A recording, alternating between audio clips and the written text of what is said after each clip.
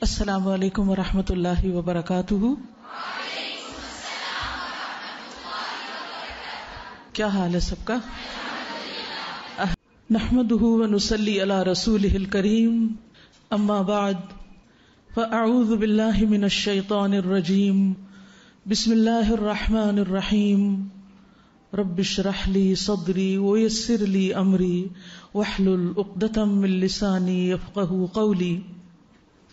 الحمدللہ الحمدللہ الحمدللہ، سب تعریف اللہ کے لیے ہے، سب شکر اسی کا ہے کہ جس نے آج ہمیں یہ دن دکھایا، بہت سی دعاؤں کے بعد، بہت سے انتظار کے بعد، بہت سی لوگوں کی کوششوں، محنتوں اور بہت سی قربانیوں کے بعد الحمدللہ۔ اللہ کا جتنا بھی شکر ادا کریں کم ہے کہ اس نے زمین کا یہ ٹکڑا ہمیں عطا کیا اور اس پر اس عمارت کو تعمیر کرنے کی توفیق عطا فرمائی، جس کا آغاز اسی کے نام سے ہوا، اسی کی کتاب کی خدمت کے لیے ہوا۔ میری دعا ہے کہ اللہ سبحانہ وتعالی اس بلڈنگ کو، اس جگہ کو قیامت تک کے لیے اپنے قرآن کی روشنی کو ہر طرف پھیلانے کا ذریعہ بنا دے، اور اس معاملے میں، اس کام میں جس نے جو بھی تعاون کیا ہے، اللہ تعالیٰ انہیں اس کی بہترین جزا عطا کرے اور ان سب کے لیے اس کو بہترین صدقہ جاریہ بنا دے۔ اللہ سبحانہ وتعالیٰ ہم سب کو ہر شر سے محفوظ رکھے اور ہم سب کو اپنے سیدھے راستے پر چلائے رکھے، حتیٰ کہ ہم اس سے جا ملیں اس حال میں کہ وہ ہم سے راضی ہو اور ہم اس سے راضی ہوں۔ اللہ سبحانہ وتعالی آپ سب کا آنا بیٹھنا قبول کرے۔ اللہ سبحانہ وتعالی آج کی ہماری اس مجلس میں برکت ڈالے اور ہم آنے والے دنوں یعنی رمضان کا بہترین طریقے سے استقبال کر سکیں۔ جیسا کہ آپ جانتے ہیں کہ آج کی گفتگو استقبال رمضان کے سلسلے میں ہے۔ آج کی گفتگو کا موضوع رمضان اور تجدید ایمان ہے۔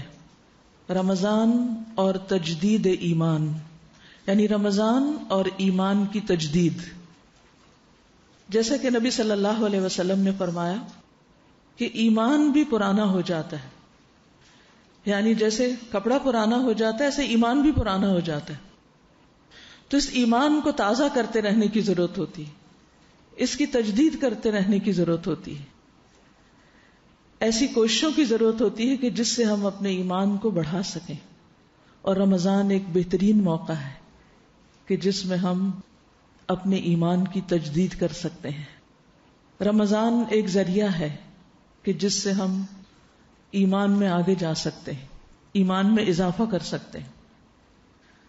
تو آئیے دیکھتے ہیں کہ رمضان کا ایمان کے ساتھ کیا تعلق ہے اور کس طرح ہم اپنے ایمان کے ساتھ رمضان میں داخل ہوں اور رمضان کی برکتوں اور رحمتوں سے خوب فائدہ اٹھا سکیں۔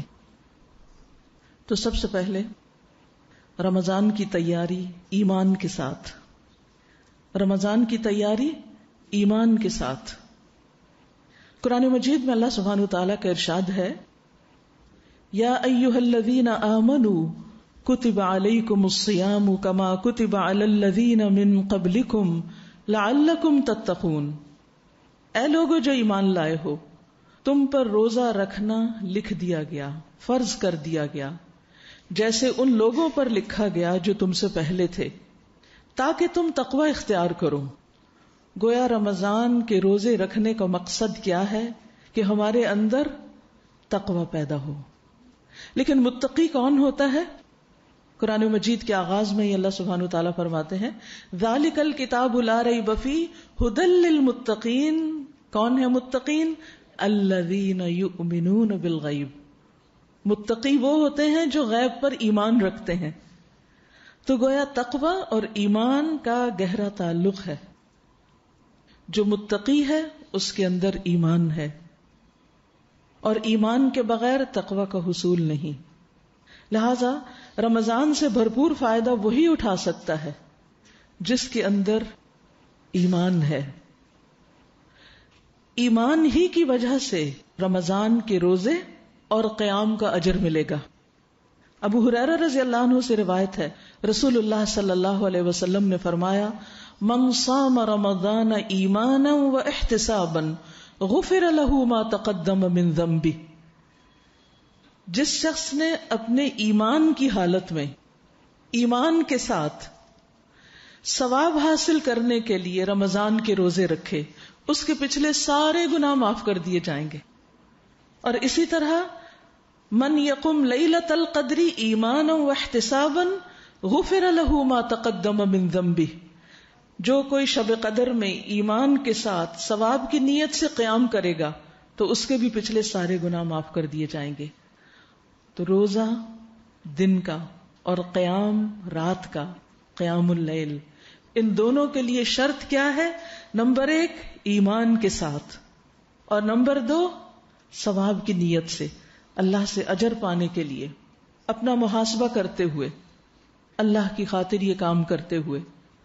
تو انشاءاللہ جو شخص اس تیاری کے ساتھ رمضان میں داخل ہوگا، اس سوچ کے ساتھ، اس نیت کے ساتھ، وہ رمضان کے آخر میں تمام گناہوں سے پاک ہو کر نکلے گا. یہ ہمارے گناہ ہی ہوتے ہیں جو ہمارے لیے دنیا اور آخرت کی مشقتوں اور مصیبتوں کا سبب بنتے ہیں. اور خوش قسمت ہے وہ شخص کہ جس کے گناہ معاف ہو جائیں. اس کے لیے رمضان سے پہلے ایمان بڑھانا ضروری ہے، کیونکہ اگر ہم رمضان میں بغیر تیاری کے داخل ہو جائیں، اپنے ایمان کی تجدید نہ کریں، تو پھر رمضان کا بھی بھرپور فائدہ نہیں اٹھا سکتے. کیونکہ جس چیز کی تیاری نہ کی گئی ہو، اس کام کو کرنے کے لیے پھر انسان جب وہ کام سر پہ آتا ہے تو وہ ہیپ ہیزرڈ طریقے سے اس کو کرتا ہے، اس سے پورا فائدہ نہیں اٹھا سکتا. رسول اللہ صلی اللہ علیہ وسلم نے ابن عباس سے کہا تھا کہ اے چھوٹے لڑکے، میں تمہیں چند کلمات سکھا رہا ہوں جن کے ذریعے اللہ تمہیں فائدہ دے گا. تم اللہ کے احکام کی حفاظت کرو، اللہ تمہاری حفاظت کرے گا. تم اللہ کی حفاظت کرو، تم اسے اپنے سامنے پاؤ گے. تم اسے خوشحالی میں یاد رکھو، وہ تمہیں تکلیف کے وقت یاد رکھے گا. تو مومن کے لیے 2 حالتیں ہوتی ہیں، یا اس کی ایک حالت ہوتی ہے شدت کی، تکلیف کی، اور ایک ہوتی ہے رخا، خوشحالی کی، آسانی کے دن.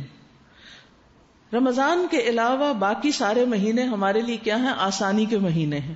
ہم اس میں کھاتے ہیں، پیتے ہیں، اپنی مرضی سے سوتے جاگتے ہیں، آزاد زندگی بسر کر رہے ہوتے ہیں ایک حد تک. لیکن رمضان کے ساتھ ہی کچھ پابندیاں ہم پر آ جاتی ہیں.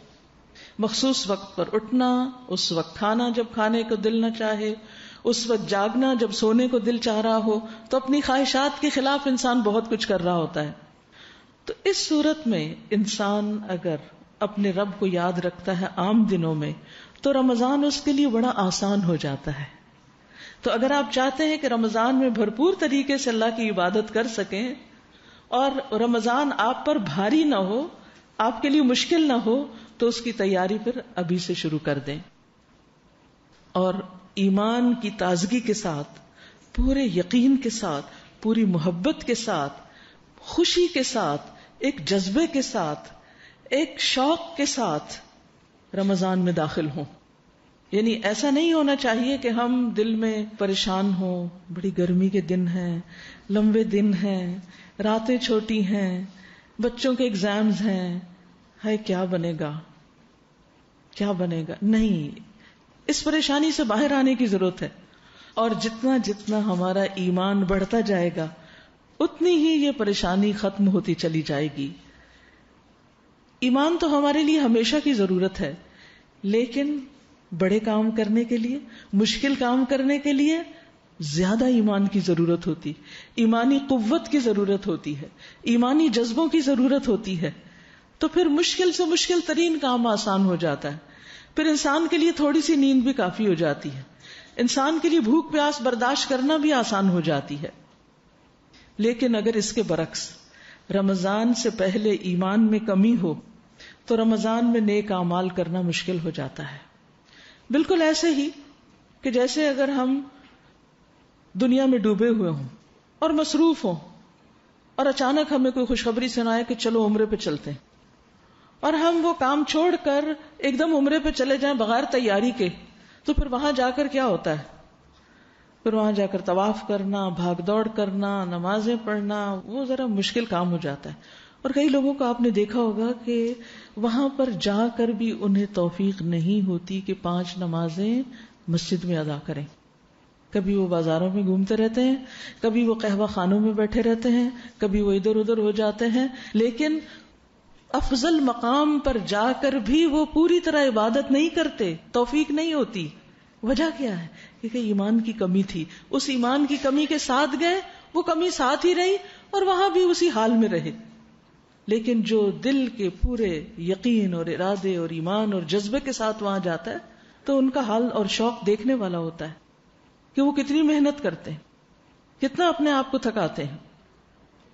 اسی طرح جو شخص سارا سال قرآن نہیں پڑھتا، اور اگر اس کو کہا جائے رمضان میں تم 2-3 قرآن پڑھو تو وہ تو اٹک اٹک کے پڑھے گا، ایک بھی پڑھنا مشکل ہوگا. تو ہمیں عام دنوں میں اور خصوصاً رمضان سے کچھ پہلے اپنے آپ کو پوری طرح تیار کرنا چاہیے. اچانک رمضان میں داخل نہیں ہونا، اس کے لیے ذہنی تیاری، عملی تیاری، ایمانی تیاری یہ بہت ضروری ہے. اور سب سے بڑھ کر اپنے ایمان کی تجدید ضروری ہے، ایمان کو تازہ کرنے کی ضرورت ہے. اور اس سے پہلے کہ میں آگے بڑھوں، ایک لمحے کے لیے سوچئے کہ ایمان کیا ہوتا ہے؟ کیا ہے ایمان؟ جو ایمان ایمان ایمان کیا ہے ایمان؟ کوئی بتائے گا آپ میں سے ایمان کیا ہوتا ہے؟ What is ایمان itself؟ دل کی کیفیت، بھروسہ. دیکھیے میں 2 لفظ آپ کو بتاؤں گی، زندگی بھر کے لیے ان کو پکا کر لینا ہے آپ نے. اور کبھی بھی ایمان کا لفظ آئے تو بس وہ لفظ ٹھک سے آپ کے دل میں آ جائے اور زبان سے. اب آپ دیکھیے کہ ہم سب ایمان رکھتے ہیں لیکن ہمیں ایمان کی صحیح ڈیفینیشن نہیں پتا. ایمان اصل میں ہے کیا؟ الایمان الیقین الجازم، پکا یقین. ایمان کیا ہوتا ہے؟ پکا یقین کہ بس یہ چیز ہے، یہ حق ہے، سچ ہے. مثلا اللہ ہے، اس میں کوئی شک نہیں، پکا یقین ہے ہمیں. کیونکہ منافقین کو پکا یقین نہیں ہوتا تھا نا. ایمان کا اپوزٹ کیا ہے؟ کفر اور نفاق، منافقت. تو جو منافق ہوتے تھے وہ ڈاواں ڈول رہتے تھے.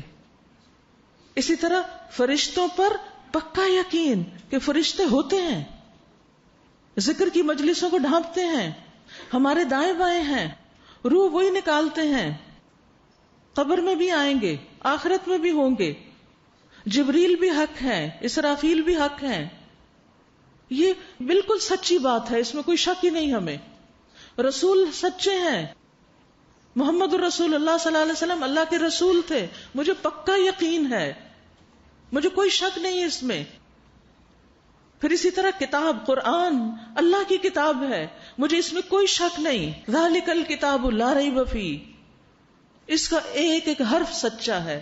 میرا اس پر کیا ہے؟ ایمان ہے.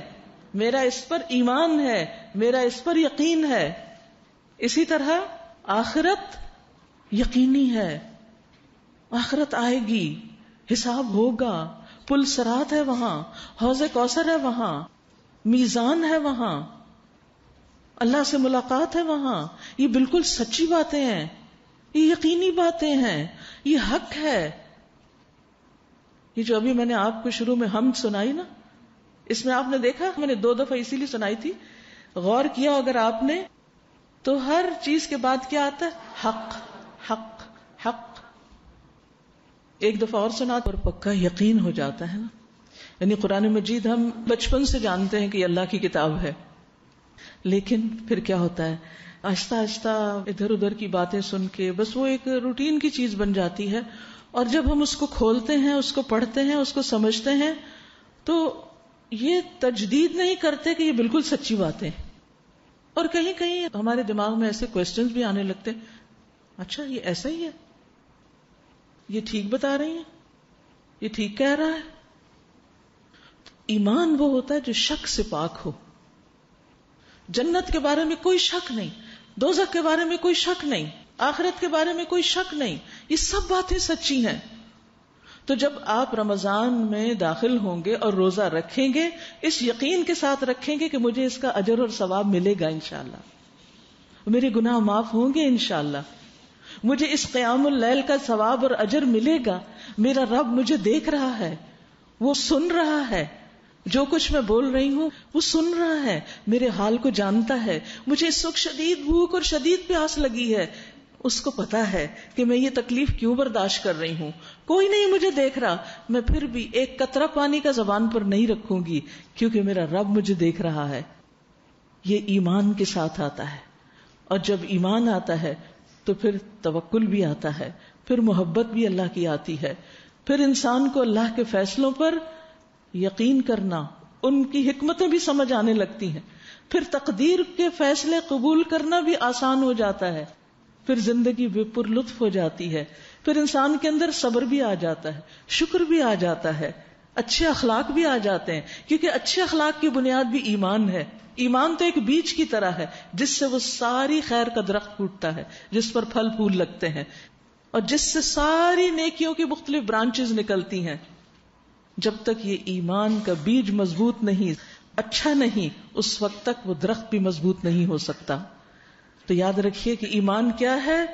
الیقین الجازم، پکا یقین، شک سے پاک یقین ان ساری حقیقتوں پر جن کے بارے میں اللہ نے ہمیں بتا دیا. اور پھر اس ایمان کا تعلق سب سے پہلے دل سے ہوتا ہے. دل کے اندر ایک قرار پکڑ جاتا ہے، جڑ پکڑ جاتا ہے، اس کے اندر وہ جگہ بنا لیتا ہے جو کسی مشکل، کسی تکلیف، کسی درد، کسی دکھ، کسی آزمائش، کسی بھی وقت انسان سے وہ کم نہیں ہوتا. وہ اللہ تعالیٰ کے بارے میں ڈاؤٹ نہیں کرتا، وہ کیوں نہیں کہتا کہ اللہ تو نے میرے لیے یہ کیوں کر دیا، وہ کیوں کر دیا. اسے یقین ہوتا ہے اللہ نے میرے لیے جو کچھ کیا وہ میرے حق میں اچھا ہی اچھا ہے. اور پھر جب یہ دل میں آتی ہے یہ کیفیت، اللہ کی محبت سے دل بھر جاتا ہے، تو پھر زبان اسی طرح بولتی ہے. لہذا ایمان کا تعلق صرف دل سے نہیں، اس کا تعلق زبان سے بھی، کہ پھر انسان کی زبان اور دل ایک ہو جاتا ہے. منافقوں کا کیا حال تھا کہ ان کی زبان تو کہتی تھی لا الہ الا اللہ، لیکن ان کا دل نہیں پورا مانتا تھا. اسی کو منافقت کہا جاتا ہے کہ جب دل ساتھ نہ دے زبان کا. اور پھر اس کا تعلق انسان کے اعمال سے بھی ہے، انسان کے اعضاء سے بھی ہے، اور یہ تینوں چیزیں مل کر ایمان کو مکمل کرتی ہیں.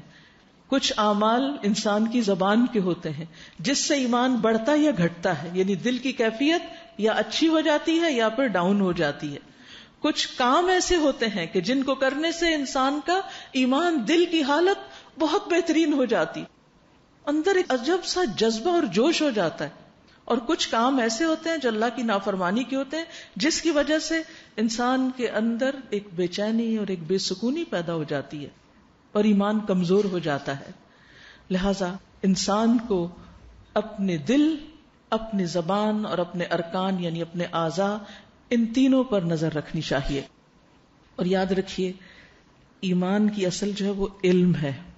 قرآن مجید میں اللہ تعالیٰ فرماتے ہیں فَاعْلَمْ أَنَّهُ لَا إِلَهَ إِلَّا اللَّهُ، جان لو، علم حاصل کرو، معلوم کرو کہ اللہ کے سوا کوئی عبادت کے لائق نہیں، وہی الہ ہے.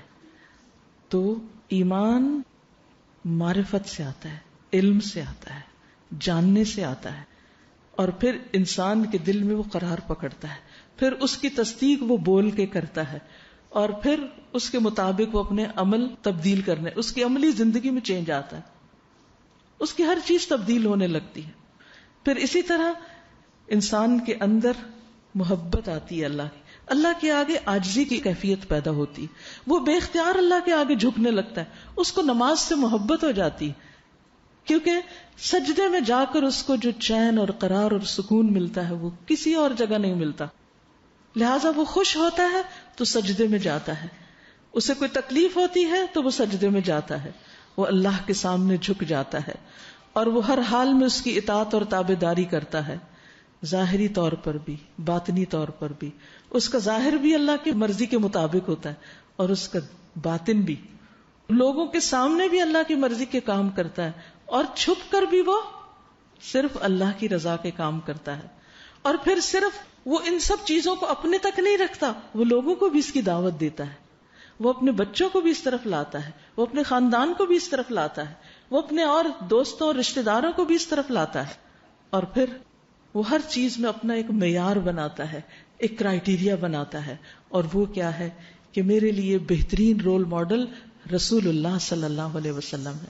وہ اپنی زندگی کے چھوٹے سے چھوٹے اور بڑے سے بڑے کام کے لیے سنت رسول صلی اللہ علیہ وسلم کی پیروی کرتا ہے، اور پھر نیکی کی توفیق بھی اللہ سے مانگتا ہے، اور اپنا ہر معاملہ اللہ کے سپرد کر دیتا ہے، اور ہر حال میں وہ اللہ کو یاد کرتا ہے. یہ ساری ایمان کی کیفیات ہوتی ہیں، اور ایمان کے مختلف درجے ہوتے ہیں. اور یاد رکھیے رسول اللہ صلی اللہ علیہ وسلم نے فرمایا طاقتور مومن کمزور مومن سے بہتر ہے، اور اللہ کو زیادہ محبوب ہے، اور ہر ایک میں خیر ہے. لہذا سب سے زیادہ اللہ کا محبوب کون ہے؟ جس کا ایمان زیادہ ہے. جتنا زیادہ ایمان ہوگا اتنی ہی زیادہ اللہ کی محبت نصیب ہوگی. لہذا جو چاہتا ہے، جس کو اس بات کا شوق ہو کہ مجھے رب العالمین کی محبت اور رب العالمین کی توجہ نصیب ہو، اس کی دوستی نصیب ہو، اس کے لیے لازم ہے کہ وہ ایمان کی بڑھوتری، ایمان کی افزائش اور ایمان کو زیادہ کرنے کی کوشش کرے، کیونکہ ایمان تو پرانا بھی ہو جاتا ہے. رسول اللہ صلی اللہ علیہ وسلم نے فرمایا یقیناً ایمان تمہارے پیٹوں میں اس طرح پرانا ہو جاتا ہے جس طرح کپڑا پرانا ہو جاتا ہے. یعنی کپڑا پہن پہن کے کیا ہوتا ہے؟ پرانا ہو جاتا ہے، اس کا رنگ خراب ہو جاتا ہے، پھیکا پڑ جاتا ہے، اس کے ریشے ادھڑنے لگتے ہیں، وہ پھٹ جاتا ہے. یہی حال ایمان کا ہوتا ہے. ہمارے گناہ اور ہماری غلطیاں اور ہماری اللہ کی ناراضگی کے کام ہمارے ایمان کو کمزور کر دیتے ہیں، اور جب ایمان کمزور ہوتا ہے تو انسان پھر نیکی میں پیچھے سے پیچھے جانے لگتا ہے، اس کی ہمت جواب دینے لگتی. جیسے فزیکلی انسان کمزور ہوتا ہے تو پھر اس سے کوئی کام نہیں ہوتا، کسی چیز میں انٹرسٹ نہیں رہتا. کبھی آپ نے ایکسپیرینس کیا ہوگا کہ مثلاً آپ بیمار ہو گئے ہیں یا کوئی بھی آپ کے اوپر کمزوری کی کیفیت آئی ہے، تو آپ نے محسوس کیا ہوگا کہ نہ کھانے میں ذائقہ ہے، نہ پہننا اچھا لگتا ہے. حتیٰ کہ آپ دیکھیں پریگنینسی کوئی بیماری نہیں ہوتی لیکن اس میں کیسی کیفیات بدل جاتی. آپ کو اپنی پسندیدہ ترین خوشبو پسند نہیں آتی، نہیں چاہیے. شادی سے پہلے محنت کر کے قیمتی ترین جو جوڑے بنوائے ہوتے ہیں وہ پہننے کو دل نہیں چاہتا. ہر چیز ایک بوجھ لگنے لگتی. کیوں؟ کیا ہوا؟ آپ کے اندر ایک چینج آیا نا، ایک اور مخلوق پلنے لگی آپ کے اندر، لہذا ہر چیز ہی بدل گئی ہے، دنیا ہی بدل گئی ہے، دلچسپیاں ہی بدل گئی ہیں، ٹیسٹ ہی بدل گیا ہے. اسی طرح جب انسان کے اندر ایمان کی وجہ منافقت آنے لگتی ہے نا، تو وہ جو ایمانی کیفیات ہوتی ہیں وہ سب تبدیل ہو جاتی ہیں.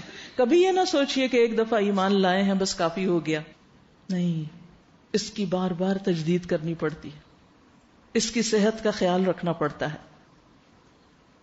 اب آپ سوچ رہے ہوں گے کہ آخر اتنی کیا اہمیت ہے، کیا فائدہ ہے، کیوں ہم ایمان کی اتنی فکر کریں؟ اس لیے کہ حدیث کے مطابق افضل العمل الایمان باللہ، سب اعمال سے افضل اللہ پر ایمان ہے، اور پھر اس کا درجہ ہے جتنا زیادہ ایمان اتنا آپ کا عمل افضل. رسول اللہ صلی اللہ علیہ وسلم نے فرمایا یقیناً اللہ نے تمہارے درمیان اخلاق کو اسی طرح تقسیم کیا ہے جیسے رزق تقسیم کیا ہے. اللہ جسے پسند کرتا ہے اسے بھی دنیا دیتا ہے، اور جسے ناپسند کرتا ہے اسے بھی دیتا ہے، لیکن ایمان صرف اسے عطا کرتا ہے جسے وہ پسند کرتا ہے. ایمان اسے عطا کرتا ہے جسے وہ پسند کرتا ہے. تو یہ اللہ کا محبوب ہونے کی علامت ہے ایمان میں اضافہ، اور ایمان کی کمزوری اللہ سے دوری کی علامت ہے. اگر ساری دنیا بھی قریب ہے اور اللہ ہی دور ہے تو پھر کیا لطف اس زندگی کا، پھر کیا پایا؟ اور اگر سب دور بھی ہو جائیں اور اللہ قریب ہے، اللہ کا قرب آپ کو محسوس ہوتا ہے، تو آپ نے کچھ نہیں کھویا، کچھ آپ کے ہاتھ سے نہیں گیا، اب ہر حال میں پرسکون ہے. اور پھر مومن اور غیر مومن برابر نہیں ہوتے. افمن کان مؤمنا کمن کان فاسقا لا یستوون. سورۃ السجدہ میں اللہ تعالیٰ فرماتے ہیں کیا وہ جو مومن ہے اس کی طرح ہو سکتا ہے جو نافرمان ہے؟ دونوں برابر نہیں ہو سکتے. پھر آپ دیکھیے کہ ایمان ایک ایسی چیز ہے جو دل میں سجائی جاتی ہے، یعنی دل خوبصورت ہو جاتا ہے. یعنی ایمان کی پہچان کیا ہے؟ یعنی ایمان کا فائدہ کیا ہے؟ دل کی خوبصورتی، دل کی رونق، دل کی خوشی، دل کا قرار، چین. اللہ تعالیٰ فرماتے ہیں وَلَكِنَّ اللَّهَ حَبَّبَ إِلَيْكُمُ الْإِيمَانَ وَزَيَّنَهُ فِي قُلُوبِكُمْ، لیکن اللہ نے تمہارے لیے ایمان کو محبوب بنا دیا اور اسے تمہارے دلوں میں مزین کر دیا. وہ ایسی خوبصورتی ہے دلوں کے اندر کہ جس کے ہوتے ہوئے پھر کسی اور خوبصورتی کی طلب نہیں رہتی. لیکن اگر یہ ایمان دلوں کے اندر نہ ہو اور منافقت بھری بھی ہو تو پھر انسان کے لیے کوئی چیز خوبصورت نہیں ہو سکتی. پھر اسی طرح آپ دیکھیے کہ ایمان کے ساتھ ہی سارے نیک اعمال قبول ہوتے ہیں، منافقت کے ساتھ نہیں، شرک کے ساتھ نہیں. پھر آپ دیکھیے کہ جب ایک بندہ مومن ہوتا ہے تو اللہ کے نزدیک اس کی بہت بڑی حرمت ہوتی ہے. ایک حدیث کے مطابق مومن کی حرمت کعبے کی حرمت سے 3 گنا زیادہ، یعنی اتنا زیادہ وہ شخص اللہ کا معزز اور مقرب ہو جاتا ہے. پھر قرآن مجید ایمان والوں کو ہی عقل والا قرار دیتا ہے. پھر ایمان کی وجہ سے ہی نجات ہوگی. جنت میں داخلہ صرف ایمان کی بنیاد پر ہوگا. حدیث میں آتا ہے لا يدخل الجنت الا المؤمنون، مومنوں کے سوا کوئی جنت میں داخل نہ ہوگا. نبی صلی اللہ علیہ وسلم نے ابن عوف سے کہا اے ابن عوف اپنے گھوڑے پر سوار ہو کر اعلان کر دو کہ خبردار بے شک جنت میں صرف مومن داخل ہوگا. پھر ایمان کے کچھ فائدے بھی ہوتے ہیں. وہ فائدے کیا ہیں کہ ایمان کی وجہ سے انسان کو صراط مستقیم ملتا ہے. وَإِنَّ اللَّهَ لَهَادِ الَّذِينَ آمَنُوا إِلَىٰ صِرَاطٍ مُسْتَقِيمٍ. انسان کو ایک روشنی، خاص روشنی ملتی، دل کی روشنی.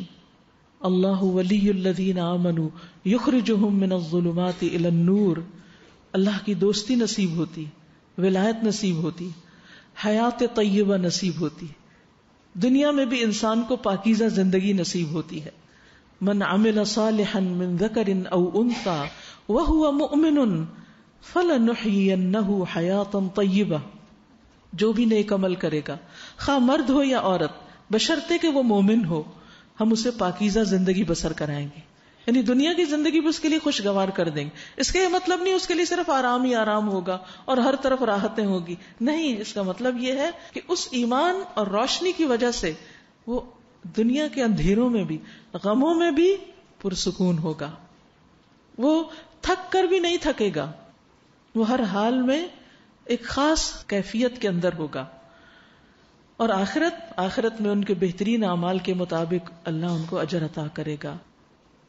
پھر اسی طرح دنیا اور آخرت میں سہولت ایمان ہی کی وجہ سے، ثابت قدمی ایمان ہی کی وجہ سے. یثبت اللہ الذین آمنوا بالقول الثابت فی الحیات الدنیا وفی الآخرہ. یعنی ایمان ہوتا ہے تو انسان کو نیک اعمال پر استقامت نصیب ہوتی.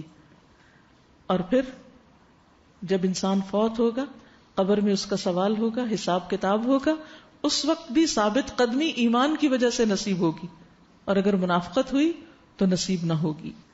پھر اسی طرح آپ دیکھیے کہ جو لوگ کہتے ہیں اللہ ہمارا رب ہے، ان پر فرشتے نازل ہوتے. اللہ سبحانہ وتعالیٰ کے علاوہ فرشتوں کی دوستی نصیب ہوتی ہے، اللہ کے نبیوں کی دوستی نصیب ہوگی. رسول اللہ صلی اللہ علیہ وسلم نے فرمایا ہر نبی کا دوسرے انبیاء میں سے کوئی نہ کوئی ولی ہوا ہے، اور ان میں میرے ولی میرے والد میرے رب عز و جل کے خلیل ابراہیم علیہ السلام ہے. اور پھر آپ نے تلاوت کی ان اول الناس بابراہیم للذین اتبعوہ وہذا النبی والذین آمنوا. تو نبی علیہ السلام کے علاوہ ایمان والوں کو بھی انبیاء کی دوستی نصیب ہوگی. پھر اسی طرح دنیا اور آخرت میں ان کے لیے خوشخبریاں ہیں. الذین آمنوا وکانوا یتقون لہم البشری فی الحیاۃ الدنیا وفی الآخرہ. پھر اللہ سبحانہ وتعالیٰ کا فضل نصیب ہوتا ہے، بلندیاں نصیب ہوتی ہیں. ولا تہنوا ولا تحزنوا وانتم الاعلون ان کنتم مؤمنین. اے مسلمانوں، نہ تم سستی دکھانا نہ غم زدہ ہونا، اگر واقعی تم مومن ہو تو تم ہی اونچے ہو کر رہو گے، بلند ہو کر رہو گے، غالب ہو کر رہو گے. تو دنیا میں بھی مسلمانوں کو غلبہ اور عزت ایمان کے ساتھ ہی مل سکتا ہے. پھر اسی طرح وَلِلَّهِ الْعِزَّةُ وَلِرَسُولِهِ وَلِلْمُؤْمِنِينَ وَلَكِنَّ الْمُنَافِقِينَ لَا يَعْلَمُونَ. پھر بندوں کی محبت بھی نصیب ہوتی ہے. یعنی ہمیں یہ ڈر ہوتا ہے نا کہ اگر ہم ایمان اور عمل صالح اور نیک کام کرنے کی طرف آگے تو شاید پھر لوگ ہم سے چھٹ جائیں گے. نہیں، اللہ سبحانہ وتعالی بندوں کی محبت بھی دیتا ہے. سورۃ مریم میں اللہ تعالیٰ فرماتے ہیں ان الذین آمنوا وعملوا الصالحات سیجعل لهم الرحمن ودا. بے شک وہ لوگ جو ایمان لائے اور اچھے کام کر رہے ہیں، اللہ ان کے لیے لوگوں کے دلوں میں ضرور محبت پیدا کر دے گا. وہ اللہ پیدا کرے گا. ہم لوگوں کے پیچھے بھاگتے، لوگوں سے شکوے شکایت کرتے کہ آپ ہم سے محبت کیوں نہیں کرتے. نہیں، آپ اللہ پر ایمان اپنا مضبوط کریں اور اللہ کی مرضی کے کام کریں. آپ کی محبت اللہ لوگوں کے دلوں میں خود ہی ڈال دے گا. لہذا ہمیں اس چیز پر کام کرنے کی ضرورت ہے جو ایک کی ہے، کنجی ہے ساری خیر اور بھلائی کو سمیٹ لانے کی. لہذا اس رمضان میں ہمارا فوکس کس پہ ہونا چاہیے؟ ایمان بڑھانے پر، اپنے ایمان میں اضافے پر. پھر اسی طرح غموں سے نجات بھی ایمان کے ساتھ ملتی ہے. یونس علیہ السلام کی دعا جو ہے لا الہ الا انت سبحانک انی کنت من الظالمین، تو اللہ تعالیٰ فرماتے ہیں فاستجبنا له ونجیناہ من الغم وکذالک ننجی المؤمنین، کہ ہم نے اس کی دعا قبول کر لی، اسے غم سے نجات دی. اسی طرح ہم مومنوں کو بھی نجات دیتے ہیں کہ جو مومن کسی تکلیف میں ہو پھر اپنے رب کو پکاریں، اس کی تسبیح کریں تو ان کا غم بھی دور کر دیتے ہیں. اور اسی طرح شیاطین سے حفاظت بھی ایمان کے ساتھ ملتی ہے. دنیا اور آخرت میں اللہ کی مدد بھی ایمان کے ساتھ، اللہ ہی بندے کے لیے کافی ہو جاتا ہے. ایمان ہی کی بدولت قرآن سے شفا اور رحمت ملتی ہے. وَنُنَزِّلُ مِنَ الْقُرْآنِ مَا هُوَ شِفَاءٌ وَرَحْمَةٌ لِّلْمُؤْمِنِينَ، اور ہم اتارتے ہیں قرآن میں سے جو شفا اور رحمت ہے، کس کے لیے؟ مومنوں کے لیے. پھر اسی طرح دنیا سے رخصت ہوتے وقت جب مومن کو موت آنے لگتی ہے، سنن النسائی کی روایت ہے، جب مومن کو موت آنے لگتی ہے تو رحمت کے فرشتے سفید ریشمی لباس لے کر اس کے پاس آتے ہیں. کیسا لباس لاتے ہیں؟ سفید ریشمی. ہمارا کفن ہوتا ہے کس رنگ کا؟ سفید، لیکن سوتی، ریشمی نہیں ہوتا. لیکن روح کے لیے جو کفن آتا ہے، مومن کی روح کے لیے وہ ریشمی ہوتا ہے. اور کہتے ہیں اے مومن روح نکل آ، تو اللہ سے راضی، اللہ تجھ سے راضی. اے مومن روح تو نکل آ، تو اللہ سے راضی، اللہ تجھ سے راضی، اور اللہ کی رحمت اور مہربانی کی طرف چلو. اب آگے چلو، اللہ تم پہ مہربان ہے. اور ایسے رب کے پاس پہنچو جو تم سے قطعاً ناراض نہیں. سبحان اللہ، اس سے بڑی خوشخبری کیا ہوگی کسی کے لیے کہ موت کے وقت اس کو یہ خوشخبری سنائی جائے کہ تم ایسے رب کی طرف چلو جو تم سے قطعاً ناراض نہیں. تو وہ روح انتہائی خوشبودار، پاکیزہ کستوری جیسی مہک کے ساتھ نکل آتی ہے، حتیٰ کہ وہ فرشتے خوشی اور سرور سے ایک دوسرے کو پکڑتے ہیں، ہاتھوں ہاتھ لیتے ہیں. یعنی وہ روح ایک فرشتہ نکالتا ہے، پھر وہ آگے دے دیتا ہے، اور وہ اس کو پھر اس ریشمی کفن میں لپیٹتے ہیں اور اسے آسمان کے دروازے تک لے جاتے ہیں. پہلے آسمان کے فرشتے کیا کہتے ہیں؟ یہ کس قدر خوشبودار ہے یہ روح جو تم زمین سے لائے ہو. اب دیکھیے خوشبودار روح کس کی ہو سکتی؟ جس کے دنیا میں ایمان کی خوشبو ہو اس کے اندر، اور اچھا اخلاق اور اچھے اعمال. ایسا انسان جو کسی بھی مجلس میں جائے دوسروں کو خوش کر دے. یعنی وہ جس گھر میں رہتا ہو، جس کے ساتھ معاملہ کرے، جس کے ساتھ بھی معاملہ کرے اس کے ساتھ خیر کا معاملہ کرے، بھلائی کا معاملہ کرے. پھر وہ اس روح کو پہلے سے فوت شدہ مومنوں کی روحوں کے پاس لے جاتے ہیں. وہ اس کے آنے پہ اتنا خوش ہوتے ہیں، یعنی مومنوں کی روحیں جہاں علیین میں ہیں، یہ اس مومن کی روح بھی وہاں جاتی ہے. وہ بہت ہی خوش ہوتے ہیں. فرمایا کہ تم اپنے کسی غائب شخص کے آنے پہ اتنا خوش نہیں ہو سکتے جتنا وہ اس مومن کی روح کو ملاقات کر کے خوش ہوتے ہیں، اور اس سے پوچھنے لگتے ہیں فلاں کا کیا حال ہے، فلاں کا کیا حال ہے. اسے بھی پتہ چلتا نا، روحیں خود نہیں آ کے دیکھتی ہمیں کہ ہمارا کیا حال ہے. جو یہاں سے فوت ہو کے جاتے ہیں اور اگر ان کی ملاقات ہو جائے تو وہ ان سے پوچھتی ہیں فلاں کے سال میں، فلاں کے سال میں. پھر وہ آپس میں کہتے ہیں اسے چھوڑ دو، یہ دنیا کے غم اور فکر میں تھا، یعنی ابھی اس سے اتنے سوال نہ کرو، اتنی باتیں نہ پوچھو، ذرا اس کو آرام کرنے دو۔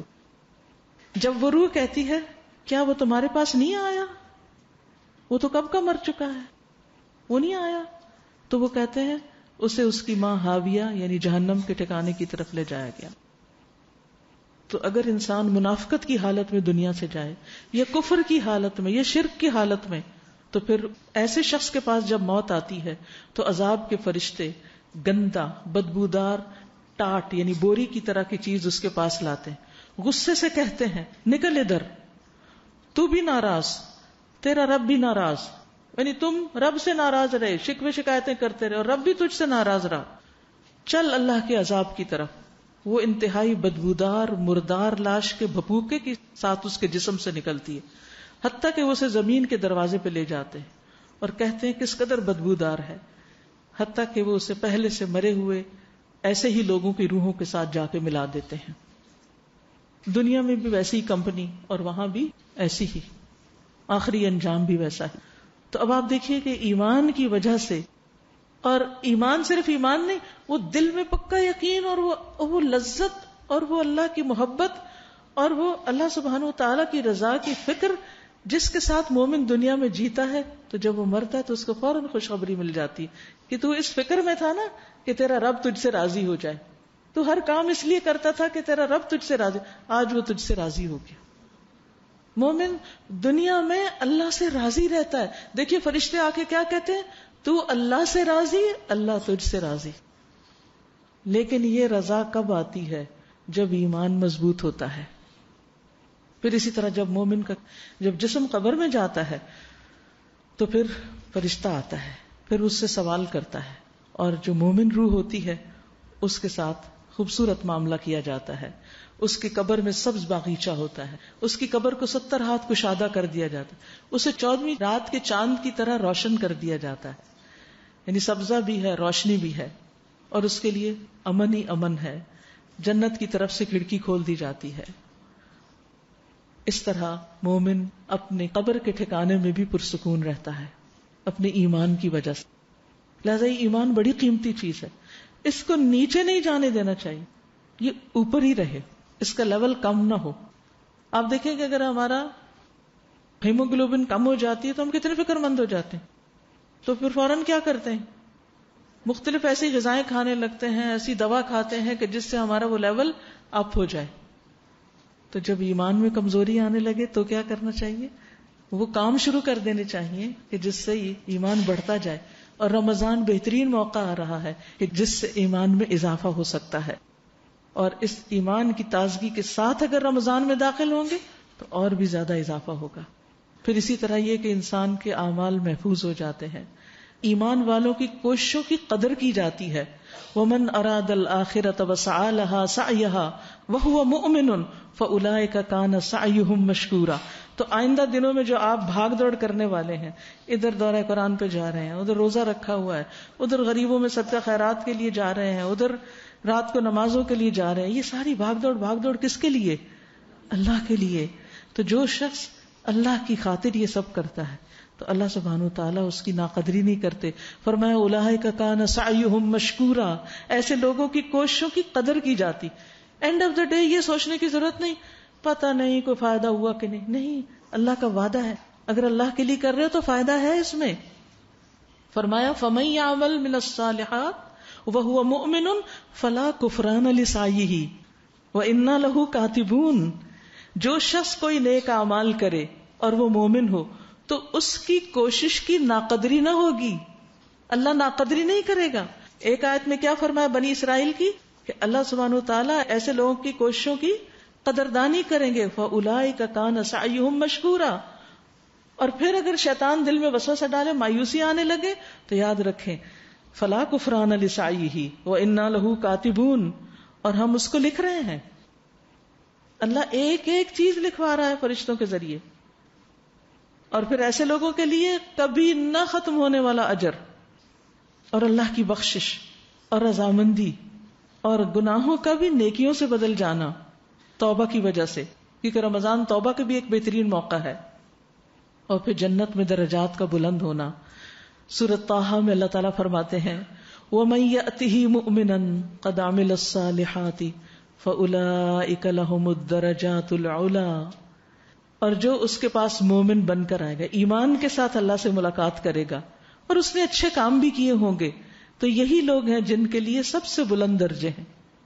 دنیا میں آپ دیکھیے کہ ہمیں درجوں اور سٹیٹس کی بلندی کی کتنی فکر ہوتی ہے، تو ایسے لوگ اللہ کے ہاں بلند ترین درجے پائیں گے، انہیں نیک لوگوں کا ساتھ ملے گا. والذین آمنوا وعملوا الصالحات لندخلنہم فی الصالحین، ایسے لوگوں کو ہم ضرور صالح لوگوں میں داخل کریں گے. انبیاء، صدیقین، شہداء، صالحین کی کمپنی نصیب ہوگی. وحسن اولئک رفیقا، کتنے اچھے دوست ہیں یہ سب، کتنی بہترین کمپنی ہے ان سب کی. پھر جنت میں اپنوں کا ساتھ ملے گا، سارے رشتہ دار اکٹھے ہو جائیں گے، والدین بھی اور اولاد بھی، لیکن شرط ہے کہ ایمان ہو اور عمل صالح ہو. اور سب سے بڑی نعمت اللہ کی رضامندی، اللہ کی رضامندی.